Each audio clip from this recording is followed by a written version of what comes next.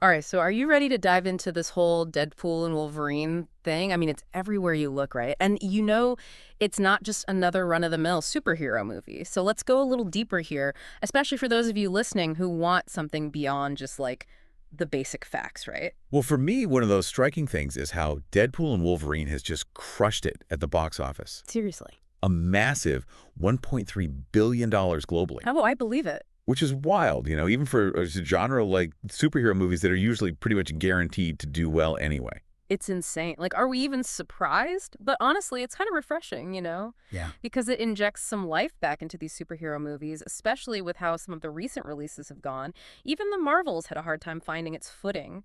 And what's even more interesting, Deadpool and Wolverine is rated R. I mean, talk about a bold move, right?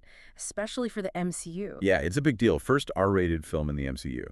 And its success, I think it's making a lot of people in the industry step back and rethink what's possible. But this isn't just dumb luck or anything. It's tied to the history of these characters, especially Deadpool's journey in film. Oh, absolutely. 2016's Deadpool was such a game changer. I mean, irreverent, hilarious, that whole self-aware thing. It was risky, but it paid off big time, didn't it? Yeah. And it basically set the stage for this whole franchise to blow up like it has. And the fact it's doing so well now is even more impressive when you think about how Deadpool was first shown on screen. Oh, you mean in? Yeah, way back in 2009, X-Men Origins, Wolverine. Not exactly a fan favorite, let's just say, Yeah, let's just say some fans were less than thrilled. to put it lightly. But then Ryan Reynolds steps back into the role, embraces the merc with a mouth like he's born to play him, and suddenly, boom, redemption arc, not just for Deadpool, but for Ryan Reynolds himself. You gotta admit, it's a pretty cool story. Yeah. It just shows you what can happen when studios really listen to what the fans want, what these characters mean to people. It wasn't just a reboot. This was a total reinvention. Right. Familiar, but exciting, Yeah. But now that we've got this massive success story on our hands, this kind of critical and box office domination, Yeah, it makes you wonder, what does this mean for superhero movies going forward? it really does. Right. What kind of stories are we going to see? Who are they going to be made for? Are we going to see more studios taking risks, trying new things? Well, for years, there's been this idea that to reach a truly big audience, especially with these superhero movies, you got to play it safe. You got to keep that PG-13 rating. Yeah. But Deadpool and Wolverine just threw that idea right out the window. It really did. I mean, they've basically opened up a whole new world for these kinds of movies. Right. Could this be the start of more studios taking a chance on R-rated comic book movies? Are we going to see them dive into those darker, more complex themes that maybe just hit differently with a certain audience? It's definitely possible. I mean, if Deadpool and Wolverine has proven anything, it's that you can have both critical and commercial success even with an R rating. And in this genre, that's pretty huge. This could be a real turning point. So Deadpool and Wolverine is this massive hit. It's got everyone talking, but what about the movie itself? What is it about this film that really grabs people? One of the things that surprised me the most was how much heart it had.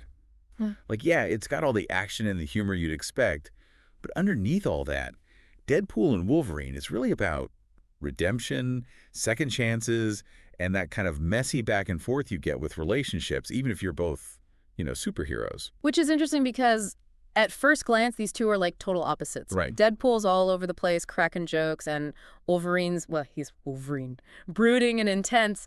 Not exactly the best recipe for friendship, at least not on paper. Exactly. But there's this undeniable chemistry between them, a kind of grudging respect at first, which, as the movie goes on, actually becomes something kind of touching. Like there's this one scene, and I don't want to spoil anything for the listeners, but, well, it's where expert speaker provides a specific scene analysis, highlighting the emotional depth and complexity of their relationship, showcasing the movie's themes in action.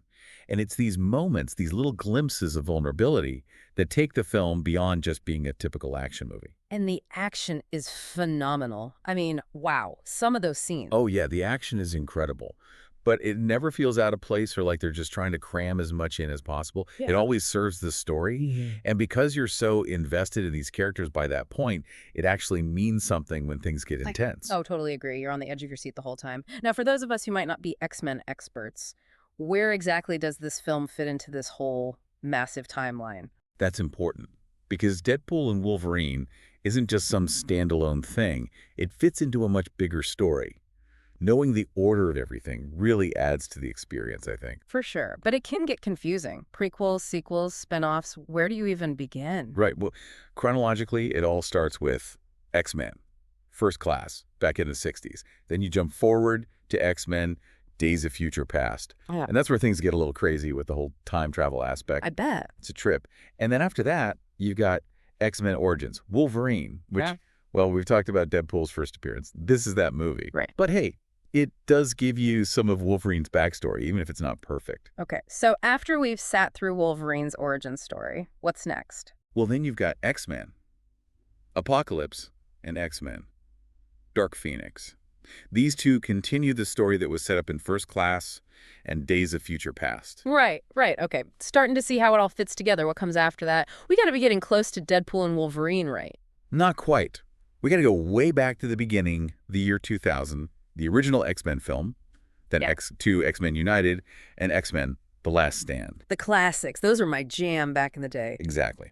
Then there's the Wolverine, which is more of a standalone story that really digs into Logan's character. Oh, right. Then, of course, you got the first two Deadpool movies, which completely changed the game, right? Totally. That fourth wall breaking stuff, genius. And we can't forget about Logan. Such a raw, emotional end to Wolverine's journey. Man, what a movie. So Deadpool and Wolverine fits in somewhere in all of that. It's a lot to watch. But for those of us dying to see this new one again, where can we stream it? That's the million-dollar question. So where can we watch it? Don't leave us in suspense. Well, Disney hasn't given us an exact date yet, but we can look at some of the other Marvel movies to guess. Okay, yeah. What have they done in the past? Remember how The Marvels was on Disney? Pretty soon after it was in theaters. Yeah. Part of that was because it didn't do as well as they hoped. But Deadpool and Wolverine, this is a whole different story, right? We're talking Blockbuster here. For sure. Like, look at Ant-Man or Guardians of the Galaxy 3. Big hits. And they were streaming about 3 months after they were in theaters. So maybe a little bit longer of a wait for Deadpool and Wolverine. Probably. My guess would be maybe October 2024-ish. But good news, you don't actually have to wait that long if you don't want to. Oh, really? How's that? You can watch it right now, Yeah. buy it, or rent it digitally. No way. Seriously. Yeah, several places have it. Amazon Prime Video, Apple TV, YouTube Movies and TV.